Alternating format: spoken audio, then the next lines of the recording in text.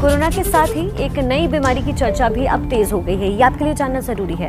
Black fungus यानी mucormycosis virus का तांडव पूरे देश में जारी है। वहीं अब ब्लैक फंगस का संक्रमण भी तेजी से फैल रहा है। कई राज्यों से रिपोर्ट्स आ रही हैं कि ब्लैक फंगस लोगों को गंभीर रूप से बीमार कर रहा है। कोरोना की दूसरी लहर में एक ऐसा नया खतरा सबके सामने आ गया है जो पहली लहर में था नहीं। इस खतरे का नाम बताया जा रहा है ब्लैक फंगस। कई मरीजों की आंखों की रोशनी कमजोर हो रही है तो कई मरीजों की आंख तक निकालनी पड़ रही है, जो कोरोना पीड़ित हैं और जो कोरोना से रिकवर हो चुके हैं।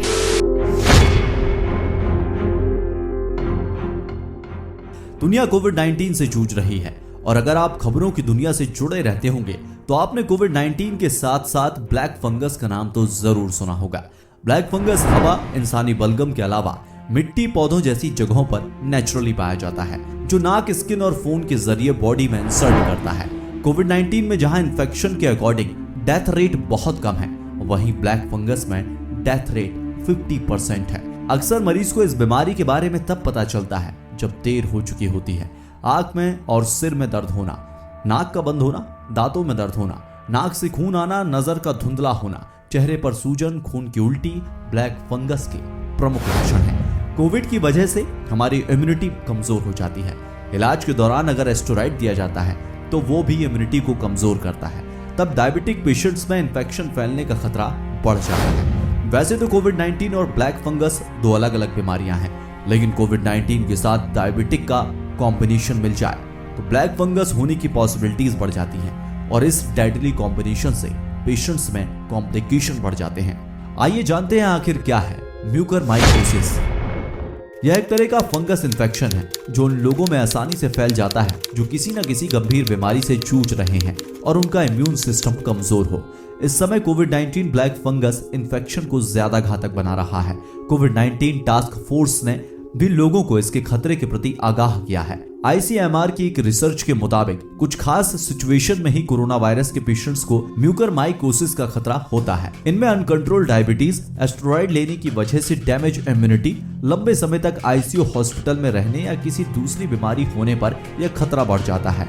इसके अलावा post organs transplant, cancer, voriconazole therapy यानी गंभीर फंगल इन्फेक्शन का इलाज हुआ हो तब भी ब्लैक फंगस होने के चांसेस बढ़ जाते हैं। ब्लैक फंगस के लक्षण की बात करें तो इसमें सबसे प्रमुख है आंखों में लाली या दर्द होना, बुखार, सिर दर्द, खांसी के साथ साथ अगर सांस लेने में तकलीफ है तो यह ब्लैक फंगस के लक्षण हो सकते हैं। इसके अलावा अगर खून में उल्टी या आपकी मेंटल कंडीशन में चेंजेस आ रहे हैं तब भी इसे ब्लैक फंगस के सिम्टम्स के रूप में देखा जा सकता है। ऐसे सिम्टम्स को भूलकर भी इग्नोर नहीं करना चाहिए। एक्सपर्ट्स का कहना है कि हवा में स्प्रेड हुए बीमारी के कणों से संपर्क में आने वाला व्यक्ति इस तरह के फंगल इन्फेक्शन का शिकार हो सकता है। ब्लैक फंगस बॉडी की स्किन पर भी डेवलप हो सकता है। शरीर में दाखिल होने के लिए शरीर पर लगी कोई चोट, रगड़ या फिर जले हुए हिस्से ही काफी हैं। दरअसल एक्सपर्ट्स बताते हैं कि यह फंगस खून के साथ बहता हुआ हमारे लंग्स, आंख, नाक और ब्रेन में पहुंचता है, जिसकी वजह से वहां स्वेलिंग आने लगती है। ह्यूमिडिफाइड ऑक्सीजन में ब्लैक फंगस जल्दी बनता है। खबरों की माने तो बीते गुरुवार झारखंड में ब्लैक फंगस की चपेट में आकर 2 लोगों ने अपनी जान गंवाई थी। इस घटना के बाद स्टेट गवर्नमेंट अलर्ट हो गई है। एक मरीज की सर्जरी करके उसकी आंख निकालनी पड़ी। झारखंड के एपिडेमियोलॉजिस्ट डॉक्टर प्रवीण करण के अनुसार डायबिटीज पेशेंट्स को ब्लैक फंगस का खतरा ज्यादा रहता है। इस फंगस के इलाज में anti fungal injection amphotericin B liposomal है। यह इंजेक्शन लगभग 5 से 6,000 रुपए में मिल जाया करता था। डिमांड न होने की कंडीशन में ये MRP रेट से कम मिल जाया करता था, लेकिन अब MRP से अधिक रेट पर भी मिलना बड़ा मुश्किल हो गया है। इसके अलावा एक्सपर्ट्स का कहना है कि ओरल हाइजीन मेंटेन न रखने की वजह से भी ब्लैक फंगस का खतरा बढ़ जाता है। इस बारे में श्री राम मूर्ति स्मारक मेडिकल कॉलेज के माइक्रोबायोलॉजिस्ट डॉक्टर राहुल गोयल के अकॉर्डिंग जरूरत पड़ने पर कोविड-19 के इन्फेक्टेड पेशेंट्स को 5 से 7 दिन तक ऑक्सीजन लगाई जा रही है। इस दौरान ब्लैक फंगस का खतरा इसलिए बढ़ जाता है कि जो मरीज ऑक्सीजन पर होते हैं उनके अपने परिवार के लोग मरीज से दूर रहते हैं और अगर मेडिकल स्टाफ मरीज की ओरल हाइजीन को इग्नोर करता है तब कई दिनों तक उनके मुंह की सफाई नहीं होती। लगातार ह्यूमिडिफाइड ऑक्सीजन मुंह और नाक के रास्ते मरीज के शरीर के भीतर जाती है और मरीज की मुंह और नाक में सफेद परत या पपड़ी जम जाती है और यहीं से ब्लैक फंगस का इन्फेक्शन शुरू होता है। इसलिए जरूरी है कि जिन मरीजों को ऑक्सीजन दी जा रही है उनके मुंह की सफाई का विशेष रूप से ध्यान रखा जाए। ब्लैक फंगस को लेकर जो खबरें आ रही हैं और एक्सपर्ट्स जो एग्जामिन कर पा रहे हैं उसके अकॉर्डिंग ये शरीर के जिस हिस्से पर हमला करता है लास्ट स्टेज में उस हिस्से को काट कर निकालना पड़ता है। अगर इसने आंखों पर हमला किया तो मरीज को अपनी आंखें निकालना बहुत जरूरी हो जाता है। इस इन्फेक्शन से बचने के लिए ओरल हाइजीन बहुत जरूरी है। दिन में 2 बार ब्रश, पानी की बोतल को साफ करना जरूरी है।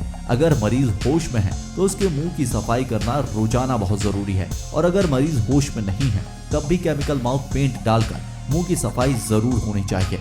यह सावधानी कोविड-19 के साथ साथ नॉन कोविड-19 पेशेंट्स के लिए भी जरूरी है। ब्लैक फंगस का इन्फेक्शन किसी भी मरीज में उसकी स्किन से शुरू होता है लेकिन शरीर के दूसरे भागों में फैल जाता है। इसके इलाज में शरीर के इन्फेक्टेड और मरे हुए सभी टिश्यू को हटाने तक सर्जरी की जरूरत पड़ती है। कई बार कुछ मरीजों की ऊपरी जबड़े और आंख तक निकालनी पड़ती है।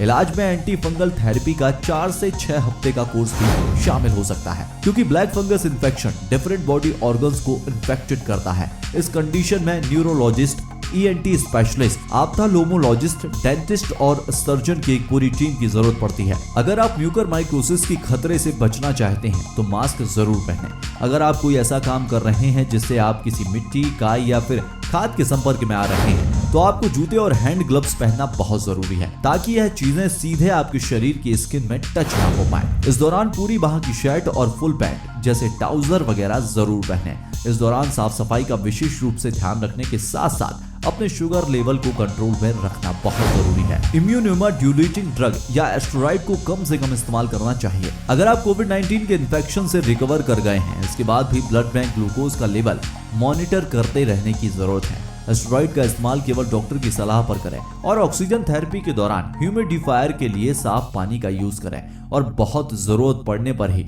एंटीबायोटिक, एंटी फंगल ड्रग्स को यूज करें। ब्लैक फंगस के सिम्टम्स को बिल्कुल भी इग्नोर ना करें।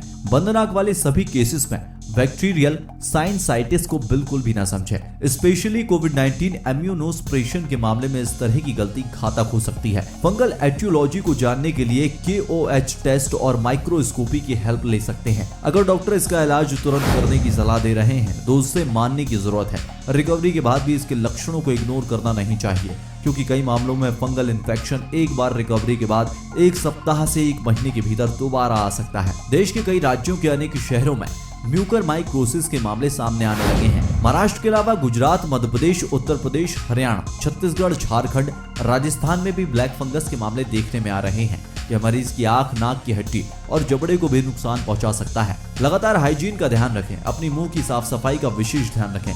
खास तौर से कोविड पेशेंट्स के मुंह और नाक में सफेद पपड़ी के जमने पर फंगस इन्फेक्शन के फैलने का खतरा रहता है। उम्मीद करते हैं वीडियो आपके लिए इंफॉर्मेटिव होने के साथ साथ यूजफुल भी रहा होगा। अगर आपके पास भी ब्लैक फंगस से रिलेटेड कोई इन्फॉर्मेशन हो तो हमें कमेंट बॉक्स में लिखकर आप जरूर शेयर करें। इस वीडियो पर आपकी क्या राय है उसका इंतजार भी हमें कमेंट बॉक्स में रहेगा।